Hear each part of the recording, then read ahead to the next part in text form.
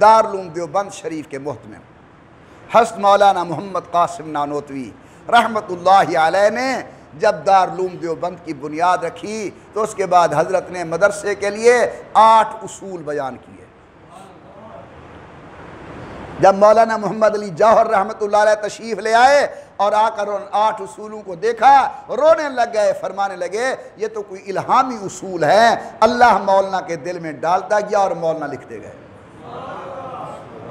ان میں 8 اصول ہیں، ان میں سے ایک یہ ہے کہ حضرت فرماتے ہیں کہ مدرسے کے اندر ایسے لوگوں کا پیسہ لینا چاہیے جو پیسہ دیتے ہوئے تکبر نہ کریں،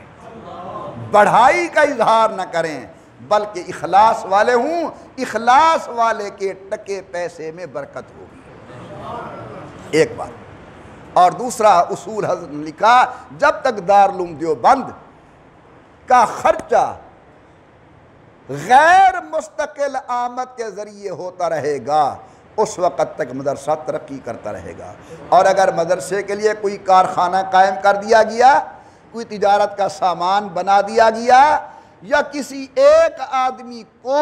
متعین کر دیا گیا کہ اس کی آمد پر مدرسہ چلے گا، فرمایا مجھے ڈر ہے کہ مدرسے کی بنیادیں متزلزل ہو جائیں۔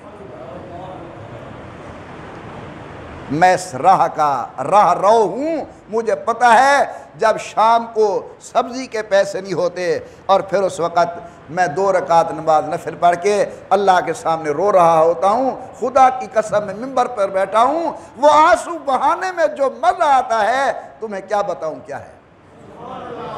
تنخواہ دینی ہوتی ہے، پیسے نہیں ہوتے اللہ کے۔ اگر یہ مستقل ہماری برانڈیں بن گئی، مستقل ہمارے تجارتی کاروبار بن گئے، مدارس کو چلانے کے لیے اللہ کی طرف رجوع ختم ہو جائے گا،